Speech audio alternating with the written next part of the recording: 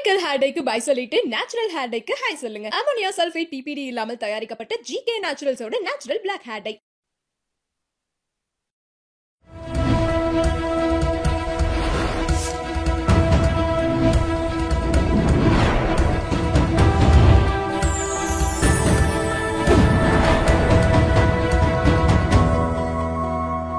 Channel 5 Tamil நேயர்களுக்கு வணக்கம். சத்யார் அவர்களின் கேள்வி பதிலுக்குள்ள போகலாம். சார் வணக்கம். சார் வணக்கம். தீபாவளியெல்லாம் நல்லபடியாக முடிஞ்சுதானே? நல்லபடியாக முடிச்சு சார். சரிங்க. ஓகே, கேள்வி பதிலுக்குள்ள போகலாமா சார்? தாராளமாக. ஓகே, முதல் கேள்வி வந்து டிஆர்பி ராஜா ஒரு குடுகுடுப்பைக்காரர் போல் பேசுவதாக கூறுகிறாரே அன்புமணி ராமதாஸ் அப்படின்னு கேட்டிருக்காங்க. டிஆர்பி ராஜா அதாவது நம்ம மாநில தொழில் மந்திரி குடுகுடுப்பைக்காரர் மாதிரி பேசுகிறார். அன்புமணி ராமதாஸ் சொல்லியிருக்காரு நினைக்கிறேன். இவருக்கு அன்புமணின்னு பேர் வச்சது போல வம்புமணின்னு வச்சிருக்கலாம். இப்படியெல்லாம் ஒருவரை இழிவுபடுத்தலாமா? அவதூறாக பேசலாமா? மனசு கஷ்டப்படாதா? நான் சொல்கிறது குடுகுடுப்பைக்காரருக்கு. குடுகுடுப்பைக்காரங்க ஏதோ அந்தந்த ஊரில் அவங்க பொதுவாக அந்த கமலாநாயக்கர்னு அந்த ஏதோ ஒரு குறிப்பிட்ட இனத்தை சாதியை சார்ந்தவர். அவங்க பாவம் வீடு வீடாக போய் நல்ல காலம் வருதுன்னு சொல்லுவாங்க. அவங்க மனசில் நல்ல எண்ணத்தோட அவங்க கூடிய வரைக்கும் பொய் சொல்ல மாட்டாங்க. இப்போ நான் என்ன சொல்கிறேன்னா, டிஆர்பி ராஜா ஒரு குடுகுடுப்பைக்காரர்னு சொல்லி குடுகுடுப்பைக்காரர்களின் அவர்களை ஒரு தவறாக பேசலாமா? ஏன்னா எதனால் சொல்கிறோன்னா, அவங்க நல்ல காலம் வருதுன்னு சொன்னால் எல்லாருக்குமே எது நல்ல காலம்னா அது அவங்கவுங்களுடைய இதை பொறுத்து இருக்குது. டிஆர்பி ராஜா இப்போ தான் ரீசெண்டாக போய் பேசி மாட்டியிருக்காரு இந்த ஃபாக்ஸ்கான் வருதுன்னாரு. அப்புறம் கேட்டால் 15,000 கோடி முதல்வர்னா ஃபாக்ஸ்கான் கம்பெனிக்காரன் நாங்கள் ஒன்றும் அதெல்லாம் உறுதியாக அளிக்கல, எம்ஓலாம் கழித்து போடலான்னா இவரை கேட்ட உடனே என்ன சொல்லிட்டாரு டிஆர்பி ராஜா அவர்கள், ஃபாக்ஸ்கான்லேயே நிறைய கம்பெனி இருக்குது, அது முதல்வரோடு நாங்கள் எதுவும் உறுதி கொடுக்கலன்னு சொன்னது ஒரு கம்பெனி ஃபாக்ஸ்கானில். ஆனால் அந்த குரூப்பில் வேறு ஒரு கம்பெனியில் அவங்க 15,000 கோடி முதலீடு பண்ணுறேன்னு சொல்லியிருந்தா அங்கே ஆந்திராவில் கூகுளில் கிட்டத்தட்ட $15 பில்லியன், 1 லட்சம் கோடிக்கு மேலே ஆர்டிஃபிஷியல் இன்டெலிஜென்ஸுக்கு யுஎஸ்ஸுக்கு அதை தவிர வெளியில் இதுதான் கூகுளுடைய மிகப்பெரிய பிளாட்ஃபார்மாக இருக்கும். ஆப்ரேஷன்ஸாக இருக்கும். பல ஆயிரக்கணக்கான பேருக்கு அவங்க க்ளீனாக எம்ஓயு போட்டு எம்ஓயு காப்பிலாம் அவர் சந்திரபாபு நாயுடு பையன் நாரலோகேஷ் அவர் அருமையாக அவர் தமிழ்லேயும், அதாவது அவர்லாம் அவங்களாம் தமிழ் தெரிஞ்சவங்க தான். ஏன்னா எல்லோரும் ஒரு காலத்தில் மெட்ராஸில் இருந்தவங்க தானே. ஆனாலும் பார்த்தீங்கன்னா தமிழில் பேசுகிறாரு, தெலுங்கில் பேசுகிறாரு, தாய்மொழியில் இங்கிலீஷ்லேயும் பேசுகிறாரு. நாரலோகேஷ் சிஎம்மோட பையன். அவர் தான் துணை முதல்வர்னு நினைக்கிறேன். ஆந்திராவில் இல்லை, துணை முதல்வர் பவன் கல்யாண். இவரும் ஒரு அமைச்சர். அங்கே எல்லா மொழியிலையும் பேசுவாங்க. இங்கே நம்ம மொழியில் தமிழில் தட்டு மாதிரி துண்டு சீட்டை பார்த்து படிக்கிறதுக்கே கஷ்டம். நம்ம எதை சொல்ல வரோம்னால், அந்த ஃபாக்ஸ்கான் விஷயத்தில் ஏதோ சொல்ல போய் மாட்டிக்கிட்டாங்க போய் சொல்லி. சரி, எந்த கம்பெனி? ஏதோ ஒரு ஃபாக்ஸ்கான் குரூப்பில் ஒரு கம்பெனி கைது போட்டிருக்குன்னு சொல்கிறீங்கல்ல, அதை எடுத்து காமிக்கலாமில்ல? இல்லை. அதனால் நான் இந்த மாதிரி அன்புமணி பேசினதை நான் கண்டிக்கிறேன். குடுகுடுப்பைக்காரர்களின் மனதை புண்படுத்தும் வகையில் பேசக்கூடாது. பொதுவாக எனக்கு தெரிந்தவரை குடுகுடுப்பைக்காரர்கள் மிகவும் நல்லவர்கள், பொய் சொல்ல மாட்டார்கள், மற்றவர்களுக்கு நல்லது நடக்க வேண்டும் என்ற நல்ல எண்ணம் கொண்டவர்கள். அவங்களோட போய் டிஆர்பி ராஜாவை அனாவசியமாக ஒப்பிடக்கூடாது. அடுத்த கேள்வி சார். விழுப்புரம் அருகில் மணல் கடத்தல் செய்தவரை கைது செய்ய போன போலீஸ் எஸ்ஐ தாக்கப்பட்டிருக்கிறாரே, அப்படியா சார்? ஆமாம். அதாவது ஒரு எஸ்ஐ ஒருத்தர் மணல் கடத்தல் பண்ணிட்டாங்கன்னு தெரிஞ்ச உடனே அது தகவல் தெரிஞ்சு அந்த வீட்டில் இருந்த யாரோ குச்சிப்பாளையம் சுதாகர்னு அவரை வீட்டில் போய் கைது பண்ணதுக்காக போயிருக்காரு. அவர் கதவை தாப்பா போட்டுட்டு ஏதோ அலப்பறை பண்ணிவிட்டு அதுக்கப்புறம் ஒரு விடமாட்டேங்கிறாரு, கைது தான் பண்ணி வீட்டை உடச்சிக்கிட்டு வரணுன்னு ஸ்க்ரூ டிரைவர் எடுத்து கண்ணாமுன்னான்னு கண்ட இடத்துலலாம் அவரை குத்திட்டு தப்பிச்சு ஓடியிருக்கார். மணல் கடத்தல் பண்ணிட்டாங்க, அது தெரிஞ்சு யார் பண்ணாங்கன்றது தெரிஞ்சு அவர் கைது பண்ண வர்றார். நான் அதனால தான் சொல்லிட்டு இருக்கேன், இதுக்கெல்லாம் காரணம் ஒன்றிய அரசு. ஏன் சார்? என்னங்க, தமிழ்நாடு காவல்துறைக்கு அவங்க உரிய பாதுகாப்பு கொடுக்க வேணாமா? காவல்துறைக்கே பாதுகாப்பு? ஆமாம், காவல்துறை பாருங்கள், ஒரு இடத்துல பார்த்தீங்கன்னா மதுரை கிட்ட எங்கேயோ ஒரு எஸ்ஐ என்னமோ அவர் எரிச்சே விட்டாங்க ஒரு 6 மாதம் முன்னால். எரிச்சே கொண்டு விட்டாங்க. அதுவும் கிட்டத்தட்ட இந்த மணல் கடத்தல் சம்மந்தப்பட்ட விஷயந்தான். அப்புறம் பார்த்தீங்கன்னா நிறைய இடத்துல போலீஸ்கார அருவாளால் வெட்டினாங்க, போலீஸ்காரை இது பண்ணாங்க, போலீஸ்காரை அவமானப்படுத்துனாங்க, போலீஸ்காரை அடித்தாங்க. தச்சநல்லூரில் வந்து இப்போ இதில் திருநெல்வேலி பக்கத்தில் போலீஸ் ஸ்டேஷன் வழியாக கஞ்சா வியாபாரிகள் வந்து அவங்க ஆட்களை அரெஸ்ட் பண்ணதுக்காக பெட்ரோல் குண்டு வீசினாங்க. அப்போ தமிழ்நாட்டில் காவல்துறைக்கு வந்து பாதுகாப்பு இல்லை. நீங்கள் மக்களுக்கு மக்களை விடுங்க, மக்களை வந்து அவங்களே தான் பாதுகாக்கணும். காவல்துறை பாதுகாக்கணும்னு உங்கள்கிட்ட வந்து நாங்கள் வந்து எழுதி கொடுத்தோமா? அப்படியே எழுதி கொடுத்துருந்தா அது வந்து 525 வாக்குறுதி எழுதி கொடுத்தோம், அதெல்லாம் கிழிச்சிட்டோம், இது கிழிக்க போகிறோமா? நான் என்ன சொல்கிறேன்னா, தமிழ்நாடு காவல்துறைக்கு மத்திய அரசு, அதாவது ஒன்றிய அரசு, அவங்க தான் வந்து பாதுகாப்பு கொடுக்கணும். குறைந்தபட்சம் தேசிய அதாவது பாஜக, ஏன்னா மத்திய அரசுன்னா பாஜக அரசு தானே, அவங்க வந்து இந்த ஆர்எஸ்எஸ் தொண்டர்கள் இருக்காங்க, இல்லை இந்த ஊர்காவல் படைன்னு இருக்கும், ஹோம் கார்ட்ஸுன்னு, அதெல்லாம் பார்த்தீங்கன்னா இது வாலண்டரி சர்வீசஸ், சாதாரணமாக இங்கே வேலை பார்த்துட்டு இருப்பாங்க, ஒரு இதுவாக வந்து அதில் சார் இதை மாதிரி யாராவது இவங்களை விட்டு காவல்துறைக்கு பாதுகாப்பு கொடுக்க வேண்டும். இது கொடுக்கவில்லை என்பது மாநில அரசின் குற்றம் அல்ல. எங்கள் காவல்துறை நாங்கள் என்ன பண்ணுறது சொல்லுங்கள்? இப்போ ஏதோ அந்த எஸ்ஐ வந்து தாக்கப்பட்டார்னா, இது மாதிரி எத்தனையோ இன்ஸ்பெக்டர்கள் எத்தனையோ வந்திருக்காங்க. கனிமொழி அக்கா அவர்கள் வந்து கலந்து கொண்ட கூட்டத்தில் பார்த்தீங்கன்னா ஒரு முன்னால் 2 வருஷம் முன்னால் இந்த ஆட்சியில் தான் ஒரு பெண் காவலர் ஒருத்தர் வந்து திமுக நிர்வாகிகள் வந்து இடுப்புலையோ பின்னாலேயோ கிள்ளிட்டாங்க. ஆமாம், வைரலாக போச்சு. அப்போது நம்ம வந்து காவல்துறை, பெண் காவலர்களுக்கு, ஆண் காவலர்களுக்கு, காவல்துறைக்கு தமிழ்நாட்டில் பாதுகாப்பு இல்லை என்பதை திமுக சார்பில் நான் வன்மையாக கண்டிக்கிறேன். ஏன்னா வந்து இதுக்கு வந்து ஒன்றிய அரசு தான் காரணம்.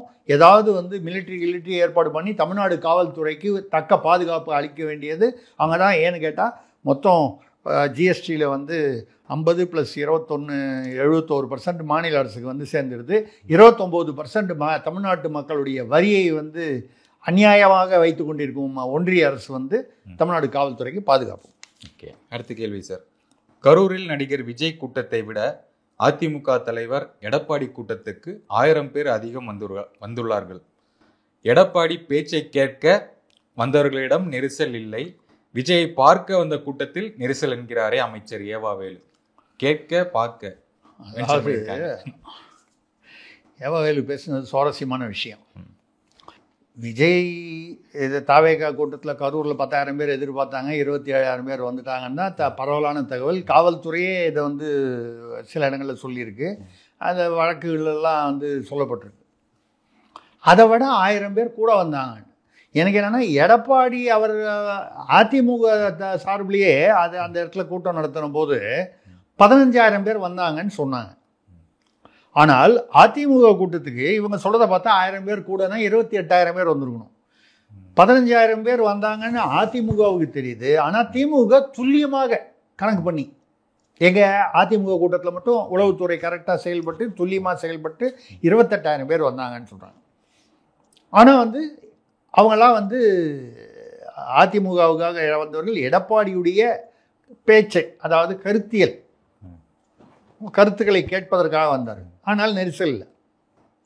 இங்கே ஒரு நடிகனை வேடிக்கை பார்க்கறதுக்காக வந்தாங்க, கேட்கறதுக்காக வரல, பார்க்கறதுக்காக வந்தாங்க. அதனால் நெரிசல். ஏவாவேலு சொல்லியிருக்காரு. சொல்லும்போது ஆக மொத்தம் விஜயை மட்டம் தட்டணும்னு எடப்பாடியை தூக்கி விட்டுருக்காரு. எனக்கு என்னமோ இன்னும் இப்போ பார்த்தீங்கன்னா ஒரு 9 அமைச்சரோ என்னமோ வந்து 9 பேரோ 10 பேரோ அதிமுகலேருந்து திமுகவுக்கு வந்தவங்க. அவங்க தான் இன்ஃபேக்ட் ரொம்ப பவர்ஃபுல்லாக இருக்காங்க திமுகவில். இப்போ துரைமுருகன் மாதிரி 60 வருஷமாக திமுகவில் இருக்கிற ஆளெல்லாம் விட்டுட்டு பார்த்தீங்கன்னா, கே நேரு பொருள் ஆட்டெல்லாம் விட்டு ஏவாவேலு, ஜெகத் ரட்சகன், செந்தில் பாலாஜி, சேகர் பாபு, சேப்பா இவங்க இப்படி பல பேர் வந்து அனிதா ராதாகிருஷ்ணன், இந்த மாதிரி நிறையா பேர் இருக்காங்க. இவங்களாம் தான் பவர்ஃபுல்லாக இருக்காங்க. அப்படின்னா என்ன அர்த்தம்? எனக்கு என்னமோ அதிமுகவின் ஸ்லீப்பர் செல்களாக ஏவாவேலு இப்படி பேசியிருக்காருன்னா, ஏவாவேலு உட்பட இவர்கள் எல்லாருமே அதிமுக எடப்பாடியாரின் திமுகவில் உள்ள ஸ்லீப்பர் செல்கள். திமுக இந்த ஸ்லீப்பர் செல்களிடம் பத்திரமாக இருக்க வேண்டும், உஷாராக இருக்க வேண்டும். பாருங்க, கடைசியில் வந்து அவர் வந்து விஜயை மட்டும் தட்டணும்னு எடப்பாடியை தூக்கி விட்டார் பாருங்க. எடப்பாடி கூட்டத்துக்கு 28,000 பேர் வந்துட்டாங்கன்னு ரசீது கொடுத்துட்டாரு, கவுண்டிங்கு. இது பாருங்க, இந்த ரகசியம் எடப்பாடிக்கே தெரியல. அவரே வந்து அவங்க கட்சியிலேருந்து 15,000 பேர் வந்தாங்க, ஏதோ 15,000 பேர் சுமாராக வந்தாங்கன்னு சொல்கிறாங்க. ஸோ இந்த ஸ்லீப்பர் செல்களை திமுக வந்து தலைமை வந்து அடையாளம் கண்டு அவர்களை களை எடுக்க வேண்டும். இல்லை என்றால் அது வந்து எடப்பாடிக்கு ஆக மொத்தம் என்னென்னா இன்ஃபர்மேஷன் கரெக்டாக போகுது, எடப்பாடியை தூக்கி வைக்கிறாங்க. திமுக தலைமை கவனமாக இருக்கும். ஈரோட்டில் தீபாவளி சீட்டு நடத்தி மோசடி செய்த திமுக பெண் கவுன்சிலர் அவரது குடும்பம் தலைமறைவாமே. அதாவது தீபாவளிக்கு இந்த வழக்கமாக இந்த பலகார சீட்டு, இந்த இது எல்லாருமே சீட்டு போடுவாங்க. இந்த ஏதோ ஒன்று துணி வாங்குறதுக்கு ஃபண்டுன்னு சொல்லுவாங்க. அந்த சமயத்தில் தீபாவளியும் போது பணத்தை கொடுத்தா அவங்க, அதாவது மாதம் மாதம் அவங்க வீட்டில், அது என்ன நம்ம ஜனங்களுக்கு அது தனியாக ஒரு ஒண்டியில் போட்டு வச்சு ஒரு டப்பாவில் போட்டு வச்சா பரவாயில்ல. ஆனால் டக்குன்னு எடுத்து செலவு பண்ணுற எண்ணம் வந்துடும், இந்த மாதிரி சீட்டு போட்டா அப்படின்னு நம்புவாங்க. பல இடங்களில் சீட்டு போட்டு ஏமாத்துறது வந்து நடந்து வருது. அதில் முக்கியமான விஷயம் என்னென்னா, பெண் கவுன்சிலர் திமுகன்னும் போது அவங்களுக்கு லோக்கலில் ஒரு நம்பிக்கை இருக்கும். நம்ம கவுன்சிலரு நம்ம அடிக்கடி வந்து போகிறாங்க, நம்ம வார்டு கவுன்சிலருன்னு சொல்லி அவங்க குடும்பத்தெல்லாம் போட்டிருக்காங்க. தீபாவளிக்கு முன்னால் கரெக்டாக மொத்த அமௌண்ட்டும் கலெக்ட் பண்ணி எஸ்கேப்பு. இப்போ புரியுதா உங்களுக்கு?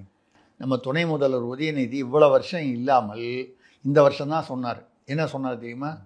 நம்பிக்கை உள்ளவர்களுக்கு தீபாவளி வாழ்த்துக்கள்னு சொன்னார். இதுக்கு முன்னால் அந்த வார்த்தையே சொல்லலை அவர். தீபாவளி வாழ்த்துக்கள்னு திமுக தரப்பில் தலைமையிலேருந்து வரவே வராது.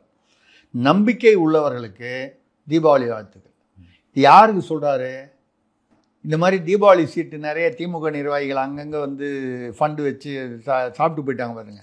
அவங்களாம் அவங்கள நம்பி தீபாவளியில் நம்பிக்கை உள்ளவர்களுக்கு சொல்லலை அவர். திமுக மீது நம்பிக்கை உள்ளவர்களுக்கு வாழ்த்துக்கள்.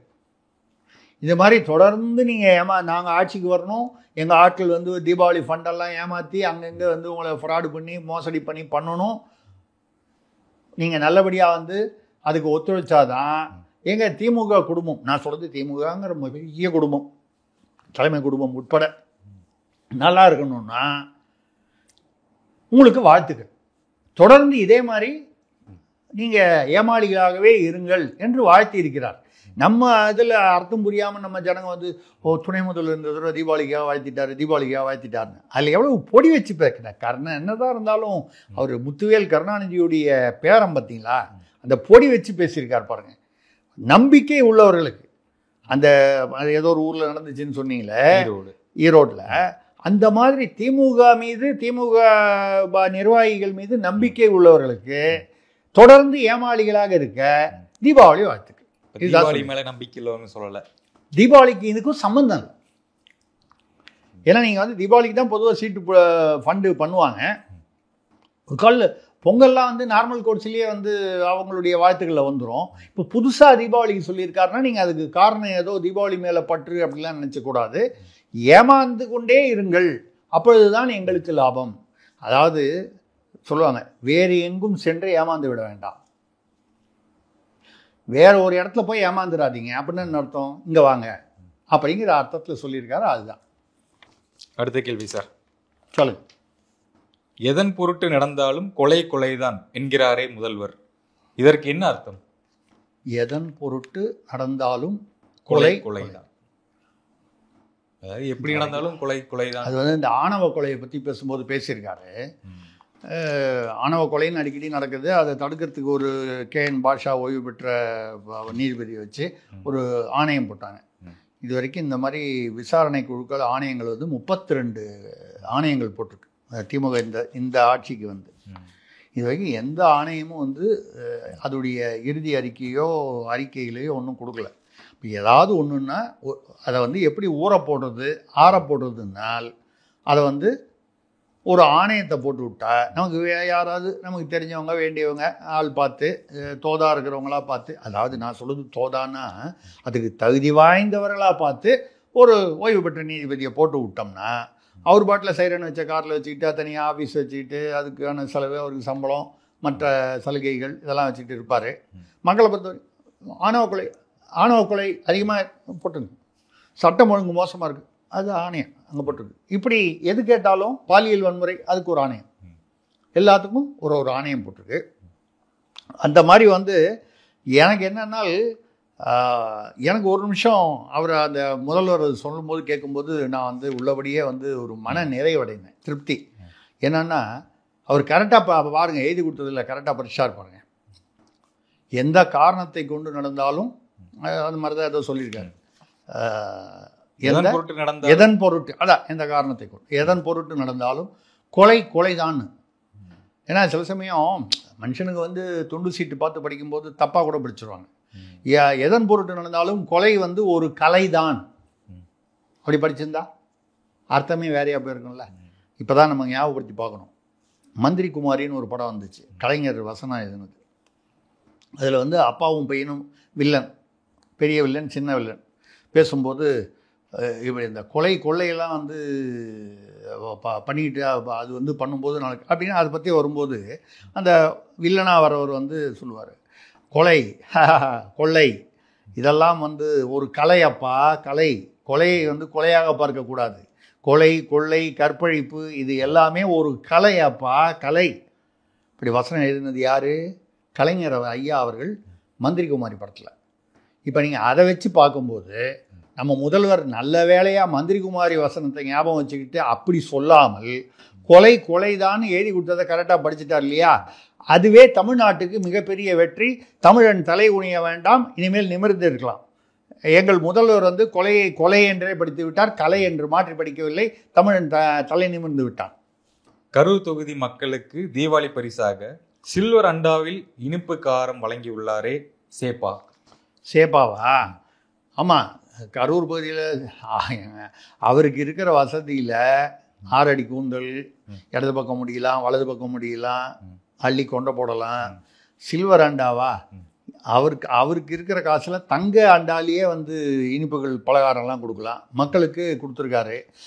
பூத் கமிட்டி கோவை அந்த பகுதியிலலாம் வந்து பார்த்தீங்கன்னா கிரைண்டர் மிக்சி எல்லாம் கொடுத்துருக்காங்க. அதுக்கப்புறம் நிர்வாகிகளுக்கெல்லாம் பார்த்தீங்கன்னா சேப்பா மட்டும் இல்லாமல் அன்பில் மகேஷ் திருச்சியில் அங்கெல்லாம் பார்த்தீங்கன்னா குறைந்தபட்சம் ஒரு சாதாரண வார்டு கவுன்சிலர்னால் 10,000 ரூபா, அதுக்கப்புறம் வட்டம் மாவட்டம் அப்புறம் நகர செயலாளர் இதெல்லாம் 5 லட்சம் ரூபா வரைக்கும் தீபாவளி பரிசு அன்பில் மகேஷ் வந்து திருச்சியில் கொடுத்துருக்காரு. இதை பார்த்து நேரு டென்ஷன் ஆகிட்டார் இப்போது. ஏன்னா அவருக்கு பிரச்சனை இல்லையா? அன்பில் மகேஷ் அங்கே வந்து இந்த சீசா மாதிரி அது தூக்குது, சீசா கூட 2 பக்கம் தான், அங்கே திருச்சி சிவா வேறு சைடில் வேறு இருக்குது, 3 பக்கமாக இருக்குது. இந்த முக்கோணத்தில் எந்த கோணம் பெரிய கோணம்னு வரும்போது அன்பில் மகேஷ் வாரி இறைத்திருக்கிறார். நீங்கள் உடனே இந்த அன்பில் மகேஷும் வந்து இந்த ரத்தீஷ் ஆகாஷ் பாஸ்கரன் இந்த தம்பிகள்னு சொல்லி ஒரு பெரிய வந்தது. அவங்க வந்து 350 கோடி ரூபாய்க்கு எங்கேயோ ஈசிஆரில் பங்களா கட்டுறாங்க. அவங்க இந்த படம்லாம் நிறைய இட்லி கடை உப்மா கடைன்னு நிறைய படங்கள்லாம் எடுக்கிறாங்க அப்படின்னு சொல்லி அது அன்பில் மகேஷுக்கு வேண்டியவர், அவருடைய உறவினர் அப்படிலாம் சொல்லி வந்தது. அதுக்கும் இந்த சில்வருக்கும் நீங்கள் சம்மந்தப்படுத்தி பார்க்காதீங்க, அது வேறு விஷயம். அது இடி வந்து அந்த விசாரணையை தடை பண்ணியிருக்கு, அதனால் நம்ம அதை பற்றி பேசக்கூடாது, அது வேறு விஷயம். இப்போ இந்த சில்வர் அண்டா கொடுத்தது செந்தில் பாலாஜி இங்கே கொடுத்துருக்காரு, அன்பில் மகேஷ் அவரோட திருச்சி ஏரியாவில் கொடுத்துருக்காரு. அங்கே திமுகவில் எல்லாரும் வந்து கொடுக்குறாங்க. அவங்க வசதிக்கு தங்கத்தில் கூட கொடுக்கலாம், அதை பற்றி ஒன்றும் இல்லை. மக்களே கவலைப்படாதீர்கள். எப்படியும் உங்களுக்கு வந்து தங்கம் 12,000 இல்லை, 1 கிராம் வந்து 15,000 போனால் கூட திமுக எப்படியாவது, ஏன்னா ஏற்கனவே சொல்கிறாங்க எல்லா இடத்துலையும் கொண்டு போய் வந்து ஒரு தொகுதிக்கும் எம்எல்ஏ தொகுதிக்கும் சட்டமன்ற தொகுதியில் 10 கோடி ரூபா வந்து கொண்டு போய் வச்சாச்சு பணம் அந்த சுற்று வட்டாரத்தில். அதனால் மக்களே உங்களுக்கு உரியது வந்து சேரும். நீங்கள் ஓட்டு போட்டு மறுபடியும் திமுகவை வழக்கம் போல் ஜெயித்து வைக்க நீங்கள் வந்து ரெடியாக இருங்க. அவங்க ரெடி ஆகிட்டாங்க. கரூர் கூட்ட நெரிசலில் சம்பந்தப்பட்ட ஆவணங்கள் கொண்ட 32 ஜிபி பென்டிரைவ் எரிக்கப்பட்டு விட்டதாமே, சிபிஐ விசாரணை அவ்வளோதானா? அதாவது ஒரு பக்கம் நியூஸ் என்னன்னு கேட்டால், அந்த சிபிஐ விசாரணை என்னைக்கு ஆரம்பித்தாங்களோ அன்றைக்கி வந்து இந்த எஸ்ஐடி அலுவலகத்தை ஒட்டி அப்படின்னு சொல்லி வந்த தகவல். அதில் வந்து நிறைய ஆவணங்கள், அதுக்கப்புறம் 32 ஜிபி பென்டிரைவ் எல்லாம் போட்டு எரிக்கப்பட்டிருக்கு. இதெல்லாம் இந்த கரூர் விசாரணை சம்மந்தப்பட்டது அந்த அந்த நெரிசல் அது சம்மந்தப்பட்ட அப்படின்னு. அப்படின்னா என்ன அர்த்தம்? அப்படின்னா இதெல்லாம் எஸ்ஐடி ஏதோ டாக்குமெண்ட்ஸ் எல்லாம் ஹேண்ட் ஓவர் பண்ணியிருக்காங்கன்னு அது ஒரு தகவல் வருது. ஒரு பிரயோஜனம் இல்லாத டாக்குமெண்ட்டாக ஹேண்ட் ஓவர் பண்ணிட்டாங்களா, பிரயோஜனம் உள்ளதாக பண்ணாங்களா தெரியல. அது சிபிஐக்காரன் தான் பதில் சொல்லணும். அவங்க வழக்கமாக அதெல்லாம் அறிக்கையெல்லாம் கொடுக்க மாட்டாங்க. ஆக இவங்க ஒரு பக்கம் இதை எரிச்சிட்டாங்களா அப்படின்னு ஒரு நியூஸாக. அந்த பக்கம் வந்து நடிகர் விஜய், அதாவது தவேகா தலைவர் விஜய் வந்து பனையூரில் வந்து அந்த பஸ்ஸு, ஒரு பெரிய பஸ் ஒன்று கேரவானு போச்சு. அதில் அந்த பஸ்ஸுடைய அது வந்து கம்ப்யூட்டரைஸ்டு, அந்த ஓட்டுறதுன்றதெல்லாம் இதெல்லாம் டேஷ்போர்டில் அதுடைய ஹார்ட் டிரைவ், அந்த பஸ்ஸு வந்து எத்தனை மணிக்கு எங்கே இருந்துச்சு, எங்கே போச்சு, எங்கே நின்றுது, எங்கே நவுந்துது, ஏதாவது அது மேலே வந்து உரசுனாங்களா, இதெல்லாம் அதில் பதிவாயிருக்கும். இப்போ எல்லா இதுலேயுமே வந்துருச்சு அவங்களுக்கு கம்ப்யூட்டரைஸ்டு இது. அது மாதிரி அதை வந்து பனையூரில் எரித்ததாக இன்னொரு பக்கம் தகவல். ஆக யாரை நோக்கி வந்து குற்றம் சாட்டப்பட்டதோ, ஒன்று திமுக அரசு காவல்துறை மீது குற்றம் சாட்டப்பட்டது. இந்த பக்கம் விஜய் அவர்களுடைய கட்சி, அவருடைய நிர்வாகிகள் சரியாக ஹேண்டில் பண்ணலன்னு சொன்னாங்க. இந்த ரெண்டு பக்கமும் வந்து ஏதோ எரிச்சிருக்காங்க. என்ன எரிச்சாங்கன்னு தெரியல, அது எந்த ஆவணங்கள்னு தெரியல. இது சிபிஐ இதுக்கப்புறம் என்ன விசாரணை நடத்தும் அவ்வளோதானான்னு கேட்குறாரு. ஆமாம். இல்லை, அதனால என்ன ஒன்றும் இல்லைங்க. இது எரிச்சாங்கல்ல, இதுக்கு ஒரு சிபிஐ விசாரணை போட்டால் சரியா போச்சு இல்லை, மேட்ரு முடிஞ்சது இல்லை. சிபிஐ விசாரணை அப்போ அது மேற்கொண்டு தொடர முடியாமல் போனால் அதற்கு வந்து ஒரு விசாரணை, இந்த பனையூரில் எரிச்சதுக்கு ஒரு விசாரணை, அதுக்கப்புறம் எஸ்ஐடி சார்பாக எரித்ததாக சொல்லப்படும் ஆவணங்கள், அது என்ன ஆவணங்கள், இதுக்கு சம்மந்தப்பட்டதா இல்லையா, அதில் வந்து உண்மைகள் மறைக்கப்பட்டனவா, ஆக மொத்தம் இந்த சிபிஐ விசாரணை நமக்கு வேண்டியது என்னங்க, இந்த 2026 தேர்தல் வரைக்கும் இதை ஓட்டணும், அவ்வளோதானே. அது ஓட்டிட்டா சரியாக வந்துடும். இப்போ 2026 என்னை பொறுத்த வரைக்கும் இந்த சிபிஐ விசாரணை போட்டு இதெல்லாம் விசாரிக்க ஆரம்பித்தோம்னா, உள் விசாரணைகள்லாம் சேர்த்து பார்த்தீங்கன்னா 2031 வரைக்கும் கூட தாக்கு பிடிக்கும். நடக்கட்டும். அடுத்த கேள்வி சார். தவேகா தலைவர் விஜய் வி என்ற எழுத்தில் தொடங்கும் தொகுதியில் தேர்தல் நிற்கிறாராமே, எந்த கூட்டணியில் நிற்கிறார்? திரிசத்யா சரியான ஜோதிடர், பளிச்சுன்னு பதில் சொல்லுவார் அப்படிங்கிறக்க இந்த கேள்வி கேட்டிருக்கேன்னு மென்ஷன் பண்ணியிருக்காங்க. நம்மளை ஏங்க அவங்கள மாட்டி விட்றீங்க? நம்ம ஏதாவது ஜோதிடம் சொல்ல போய் நாளைக்கு அது பழிக்கலான்னா கூட பரவாயில்ல, ஏதாவது அந்த சமயத்தில் அடிச்சு விட்டார் திருசக்தியார்னு சொல்லி ஒரு கமெண்ட்டில் போடுவாங்க, அவ்வளோதான். பழிச்சிருச்சுனா தான் பிரச்சனை. நம்மளை எத்தனை பேர் தேடி வருவான்னு தெரியாது. ரைட்டு, அந்த பிஸ்னஸ் தனியாக போகும். இல்லை, அந்த பிஸ்னஸ் தனியாக போகாதீங்க. நம்ம இப்படி நடக்கும்னு சொல்லி ஏதாவது வம்பு சொல்லி அந்த வம்பு பிரகாரம் நடந்ததுன்னா ஏன்டா சொன்னேன்னு நம்மளை தேடிட்டு வருவாங்க. அதுக்கப்புறம் நானும் வந்து நம்ம நம்ம சேனல் 5 நம்ம அரவிந்த் தலைமறைவான மாதிரி இப்போ நம்மளும் தலைமறைவாயிடணும். இப்போதைக்கு அவர் தலைமறைவுன்னு நான் வச்சுக்கிறேன். மறுபடியும் அவரை பார்க்குற வரைக்கும் அவர் தலைமறைவுன்னு வச்சுக்கிறேன். அது மாதிரி தலைமறைவாயிடணும் நம்ம. அது எதுக்கு வம்பு? வீல ஆரம்பிக்கிறதுனா தமிழ்நாட்டில் எனக்கு தெரிஞ்சு ஒரு 7-8 தொகுதி வந்து வீல ஆரம்பிக்கும். விக்கிரவாண்டி, விருதாச்சலம், விளவங்கோடு இப்படி ஒரு 8 தொகுதி. அவருக்கு வந்து ஜோசியர் சொல்லியிருக்காராம், நான் இல்லை வேறு யாரோ ஜோசியர் வந்து வீல ஆரம்பித்ததில் வந்து நீங்கள் நின்னாதான் நீங்கள் ஜெயிப்பீங்க. ஸோ அந்த 8 தொகுதியோ என்னமோ வீல ஆரம்பிக்குது. வீணா இங்கிலீஷ் வீ. விளவங்கோடுனாலும் அதான், விளாத்தி குளம்னாலும் அதான், விருதாச்சலம்னாலும் அதான், அப்படி வரும். விக்கிரவாண்டி ஏற்கனவே மாநாடு நடத்தின இடம், கூட்டம் நடத்தின இடம். இப்படி வந்து இதெல்லாம் வந்து பார்த்துட்ருக்காரு. இவங்க இதெல்லாம் பார்த்து ஜோசியம் பார்க்கும்போது எனக்கு ஒரு கவலை. ஏன்னா பாவம் அவர் வந்து தவழும் குழந்தை.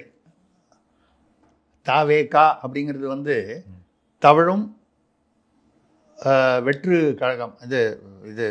நான் வெற்றுன்னு சொல்லிட்டேன்ல, வெற்றி கழகம். அது நமக்கு இந்த துண்டு சீட்டு பார்த்து படிக்கும்போது தான் தப்பு வரும்னு நமக்கு மனசுலேயே தப்பு வந்துடுது பாருங்கள். நான் வெற்றி கழகம்னு சொல்ல வர்றது வந்து வெற்று கழகம்னு வந்துடுச்சு. தவழும்னா பாவம் குழந்தை, அரசியலில் குழந்தை தவழ்ந்து வர்றாங்க.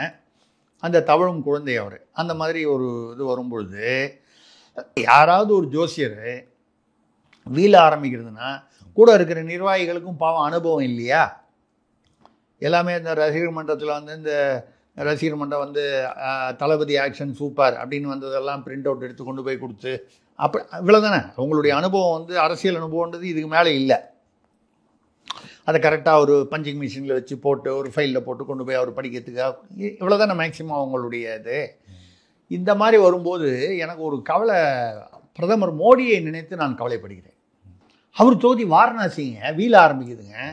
இவங்க பாட்டில் புரியாமல் வந்து வாரணாசியில் நிற்பார் விஜய் அப்படின்னா மோடிக்கு டென்ஷன் ஆகுமா ஆகாதா? 29 தான் இனிமேல் இருந்தால் கூட விஜய் வாரணாசியில் இருக்கிறார் அப்படின்னு நம்ம ஆட்சி ஏன்னா பண்ணுவாங்கன்னு நினைக்கிறீங்களா? இல்லைங்க, தாவேகா வந்து புதிதாக வந்திருப்பவர்கள், அரசியலில் அவ்வளவாக அனுபவம் இல்லாதவர்கள். வீல ஆரம்பிக்கிறதுன்னு ஒன்று டப்புன்னு வாரணாசின்னு சொல்லி ஏதாவது அறிவிச்சிட்டாங்கன்னு வைங்க, மோடி டென்ஷன் ஆகி ஐயோ நம்ம தொகுதியை பத்திரமா பாதுகாக்கணுமே, நாளைக்கு வாரணாசின்னு ஏதாவது புரியாமல் கொண்டு போய் ஃபைல் பண்ணி அது தமிழ்நாட்டில் வருதா வரலையான்னு. ஏன்னா நம்ம வந்து தாவேகா நிர்வாகிகளை வந்து நம்ம வந்து குறை சொல்ல முடியாது. அவங்க இப்போ தான் அவங்களுக்கு அனுபவம் இல்லை. வாரணாசி நமக்கு பொதுவாக வந்து கும்மிடிப்பூண்டி தாண்டினாலே நமக்கு வந்து அதில் தமிழ்நாடு எது, அது வந்து ஆந்திரா வந்துருச்சா இல்லையான்னு நமக்கு தெரியாது. ஏன்னா கும்மிடிப்பூண்டிக்கு அந்த பக்கத்துலேயே தெலுங்கு பேச ஆரம்பிச்சிருவாங்க. அப்போ நீங்கள் தமிழ் பேசுகிறத வச்சு தான் நம்ம கண்டுபிடிக்கணுன்றதெல்லாம் கஷ்டம். தமிழ்நாட்டில் தமிழ் பேசுகிறவனை கண்டுபிடிக்கிறது ரொம்ப கஷ்டம். வேறு மொழி பேசுவான், கேட்டால் திராவிடம்மா, இல்லைன்னா 2 பேர் சுத்த தமிழ்னா இருப்பான்னு வைங்க, 2 பேர் பார்த்தீங்கன்னா அப்போ தான் இங்கிலீஷில் பேசுவாங்க. 2 பேர் இங்கிலீஷ்லேயே பேசுவான். கூடிய வரைக்கும் தமிழில் பேசினா அவமானம் நினைக்கிற ஒரே மாநிலம் வந்து நம்ம இனம் வந்து தமிழ் இனமாக தான் இருக்கும். அந்த வகையில் இவங்க வந்து வாரணாசியில் ஃபைல் பண்ணி மோடியை டென்ஷன் ஆகிட போகிறாங்க. யாராவது வந்து தாவேகாவுக்கு வந்து ஒரு தபால் போட்டு வாரணாசியெல்லாம் நீங்கள் வந்து நினைக்காதீங்க, அது வந்து வேறு ஊரில் இருக்குது, உத்தரப்பிரதேசத்தில் இருக்குது, நம்ம தமிழ்நாட்டுக்குள்ளே வராது அப்படிங்கிறத தெரிவிச்சுறது மோடிக்கு நல்லது. ஸோ மோடியுடைய ஆதரவாளர்கள் தயவுசெய்து தாவேகாவுக்கு சொல்லிவிடுங்க, நயனா நாகேந்திரன் மூலமாவது ஒரு வார்த்தை சொல்லிடுங்க, ஐயா அந்த வீல ஆரம்பிக்கிறது தான் வாரணாசியாக விட்டுருங்க, பாவங்க மோடி அவர் போய்ச்சி போட்டாங்க அப்படின்னு சொல்லிடுங்க. அவ்வளோ சார். அடுத்த கேள்வி, கோவை பெரியநாயக்கம்பாளையம் மேம்பாலத்தில் மழைநீர் சேகரிப்பு நடத்தி திமுக அரசு சாதனை செய்தது வீடியோவில் கண்டீர்களா? நீங்கள் சொல்லும்போது முதல்ல அந்த கேள்விக்கு பதில் சொல்கிறதுக்கு முன்னால் நீங்கள் பெரியநாயக்கம்பாளையம்னு சொல்லிட்டீங்க. இப்போ தான் நாங்கள் சாதியை ஒழிக்கணும்னு சொல்லியிருக்கோம்ல, இந்த நேயர்களுக்கெல்லாம் அதெல்லாம் புரியவே மாட்டேங்குதுங்க. பெரியநாயக்கம்பாளையம், கவுண்டம்பாளையம், அப்புறம் பாப்பநாயக்கம்பாளையம், இந்த மாதிரி பேர்லாம் வரக்கூடாது, சாதி பேர்லாம் வரக்கூடாது. ஆனால் எல்லாமே பெரிய பாளையம், இல்லை வெறும் பாளையம்னு தமிழ்நாட்டில் கிட்டத்தட்ட ஒரு 200 பாளையம் வரும். இவ்வளோ பேரும் ஊர் பேரை மாற்றிட்டீங்கன்னு வைங்க. நல்ல வேளை இது வந்து இடைக்கால தடை கொடுத்துருக்காங்க, ஒன்றும் ஃபர்தராக போகக்கூடாதுன்னு உயர்நீதிமன்றம். உயர்நீதிமன்றம் அவங்களுக்கு கொஞ்சம் புத்தி வேலை செய்யும். ஐயோ நான் அப்படி சொல்கிறதுனால ஏதோ தமிழக அரசை பற்றி தப்பாக சொல்கிறேன்னு நினைக்காதீங்க. இல்லைங்க, அவங்களுக்கு அந்த நீதித்துறையில் இருக்கிறதுனால அவங்களுக்கு அந்த பாயிண்ட் கரெக்டாக புரியுதுன்னு சொல்கிறேன், அவங்களுக்கு மூளை வேலை செய்யுதுன்னு சொல்கிறேன். அவங்க வந்து என்ன பண்ணுறாங்கன்னா, அவங்களுக்கு வந்து மூளை வந்து பழசாயிடுச்சு. ஏன்னா அடிக்கடி யூஸ் பண்ணுறாங்க நீதித்துறையில். இப்போ மற்றவங்க சிலர் மாதிரி வந்து பிராண்ட் நியூவாக மூளையை அப்படியே பாலிஷ் போட்டால் மாதிரி வச்சுக்கிறது இல்லை, யூஸ் பண்ணாமல் அவங்க யூஸ் பண்ணுறாங்க. இது நீ பாட்டில் பெரியநாயக்கம்பாளையத்தில் நாயக்கன் எடுத்துரு, இதில் கவுண்டம்பாளையத்தில் கவுண்டன் எடுத்துருன்னு சொன்னால், நீங்கள் வந்து இப்போ வந்து ஒரு பேருன்னா நமக்கு ஆதார் கார்டு இருக்குது, ரேஷன் கார்டு இருக்குது, பேங்க்கில் அக்கௌண்ட் இருக்குது, எல்லா இடத்துலையும் இந்த பேரை மாற்றணும். நீங்கள் ஒரு இடத்துல மாற்றுறதுக்கு ட்ரை பண்ணி பாருங்கள்.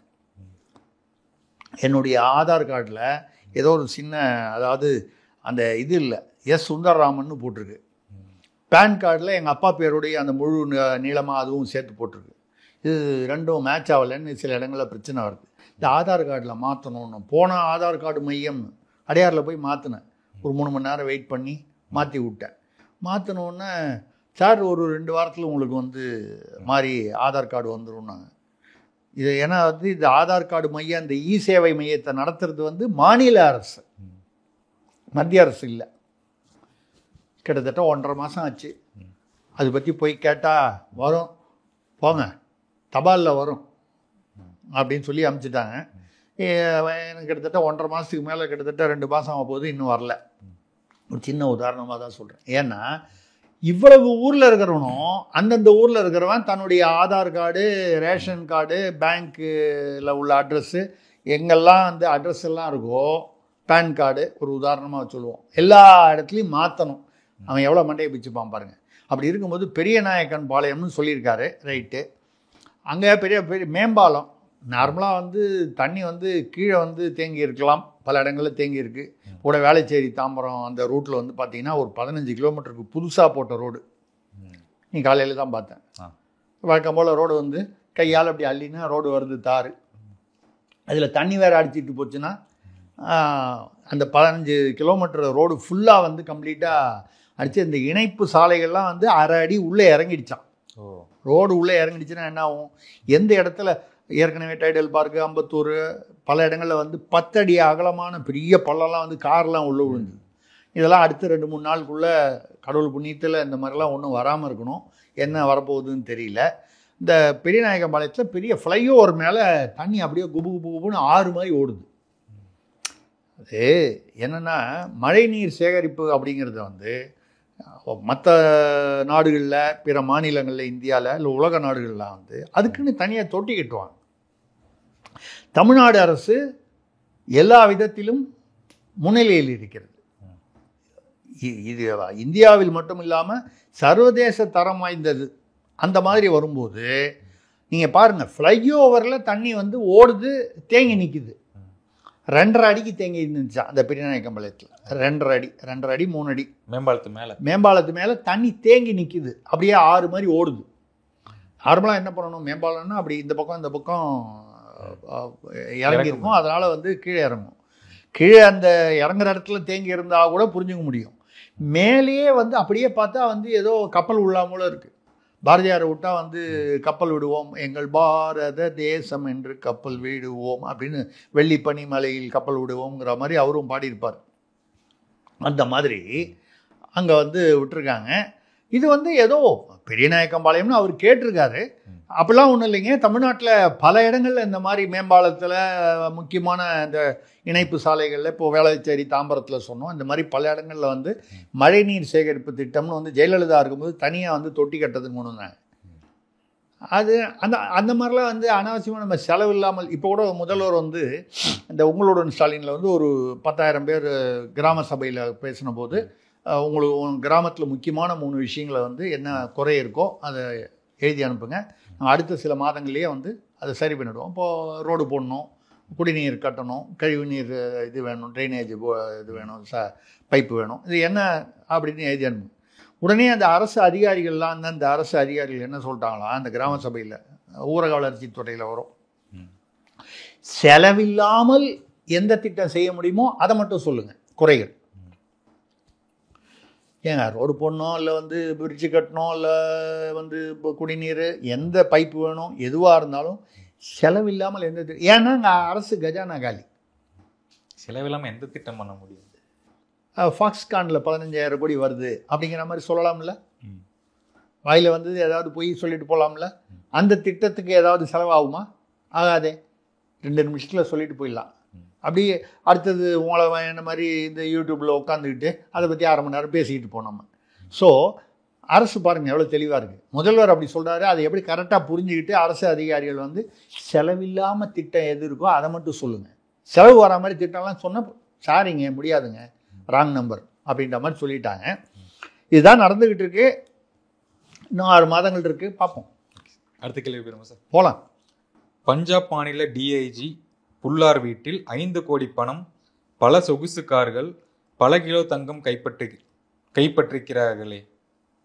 ஆமாம், ஒரு டிஐஜி ஒருத்தர் என்னமோ ஒரு பேர் புல்லார்னு பேரும், புல்லார்னு முடியும், என்னமோ ஒரு சிங் புல்லார்னு, சர்தார்ஜி அவர் வீட்டில் வந்து 5 கோடி கேஷ், அவர் ஏதோ ஒரு மேட்டரில் ஒரு 8 லட்ச ரூபா லஞ்சம் வாங்குறதுக்காக யார்கிட்டயோ கேட்டிருக்காரு. அந்த ஆள் போட்டு கொடுத்துட்டான். விஜிலன்ஸில் வந்து பிடிச்சிட்டாங்க. போய் அவர் வீட்டில் போய் பிடிக்கும்போது இந்த ரூபாயோட சேர்த்து செக் பண்ணும்போது 5 கோடி ரூபா, அப்புறம் நிறைய சொகுசு கார்கள், எவ்வளோ கிலோ தங்கம், நீங்கள் 1 கிலோ தங்கமே எங்கேயோ போயிடுச்சு, 1 கோடி ரூபாய்க்கு போயிடுச்சு, 1 கோடிக்கு மேலேயே போயிடுச்சு. அது மாதிரி வரக்கூடிய அந்த இதில் வந்து எக்கச்சக்கமாக பிடிச்சிருக்காங்க. எனக்கு அப்போவே தெரியுங்க, தலையாக அடிச்சுக்கிட்டேன் அந்த ஆள்கிட்ட. யார்கிட்ட? புல்லார்கிட்ட இல்லை, இந்த பஞ்சாப் முதல்வர் பகவத்சிங் மான் ஒருத்தர் இருக்கார், மஞ்சள் கலரில் அந்த இது போட்டிருப்பார், அந்த என்ன சொல்கிறது, அவங்க அந்த இது தலப்பா கட்டுவாங்கல்ல சர்தார்ஜி, அந்த தலப்பா கட்டிட்டு மஞ்சள் கலரில் கட்டிட்டு வருவார், ஆம் ஆத்மி முதல்வர். தலையாக அடிச்சுக்கிட்டேன். யோ தமிழ்நாட்டுக்கெல்லாம் வராதையா, இங்கே வந்து நம்ம முதல்வரை பார்த்து கை கொடுத்துட்டு போனார். சொல்கிறது மட்டும் இல்லாமல் பாராட்டிட்டு போனார். தமிழ்நாடு பல விஷயங்களில் வந்து இந்தியாவில் வந்து மற்ற மாநிலங்களுக்கு முன்மாதிரியாக இருக்குன்னு சொல்லிட்டு போனார். யார் எழுதி கொடுத்து துண்டு சீட்டு எழுதி கொடுத்து அவர் சொன்னாருன்னு தெரில. இவங்களே ஒரு கால் எழுதி கொடுத்து அவர் சொல்ல வச்சாங்களான்னு தெரியல. இருக்கலாம்.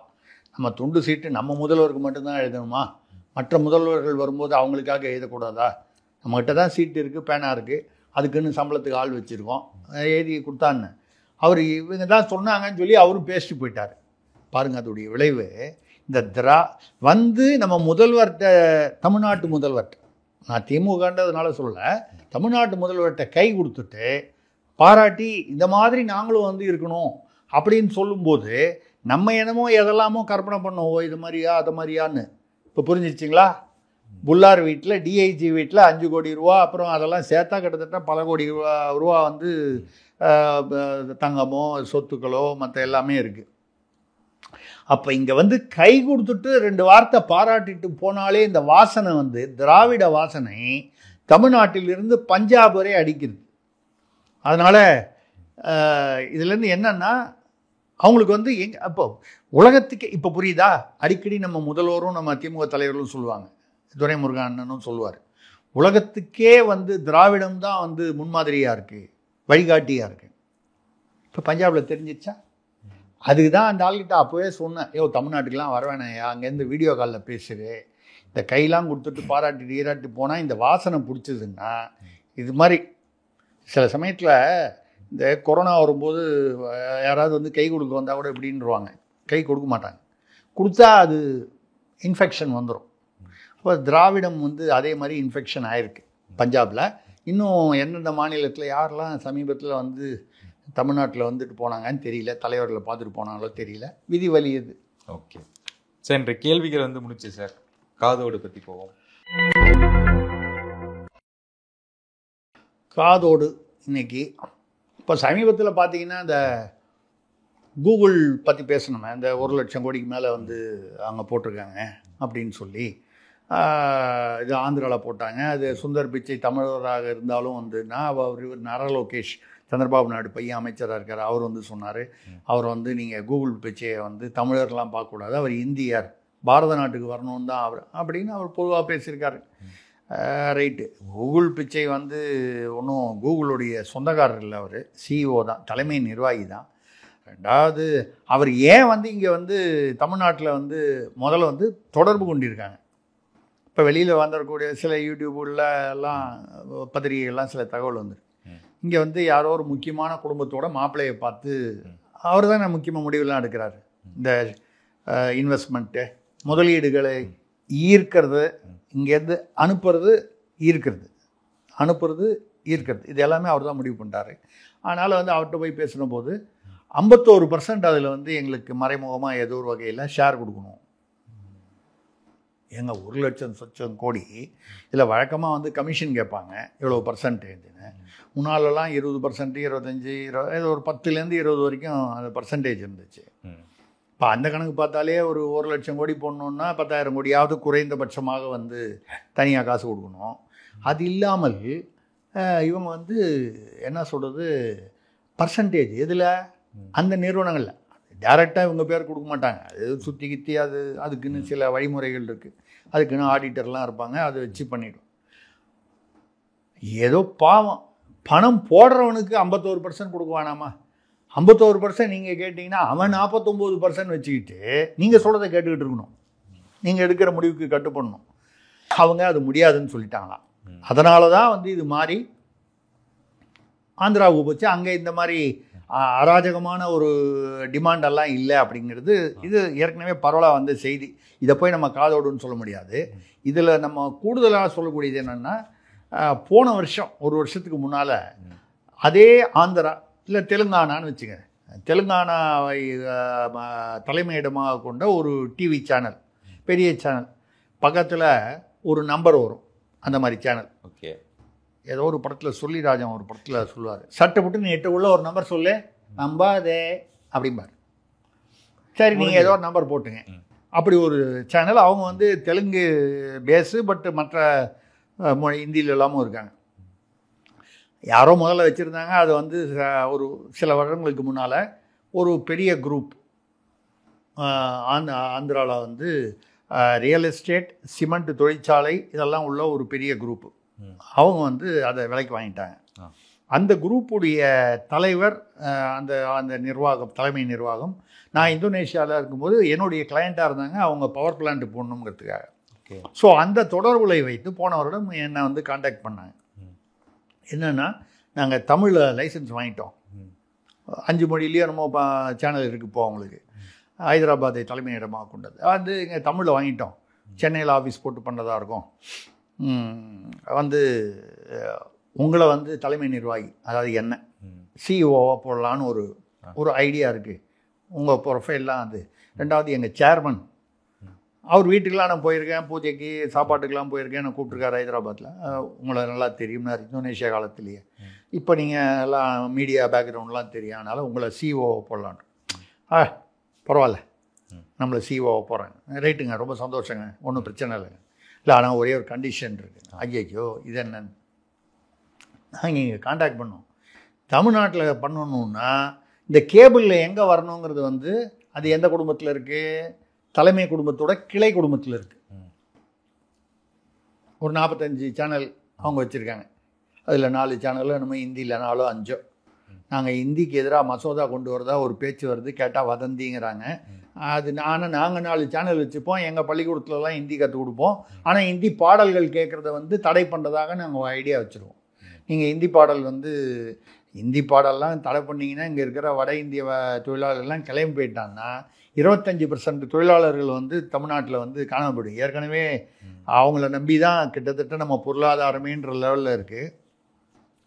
அது ஒரு பக்கம் இருக்கு. அப்போ இதே பிரச்சனை தான்.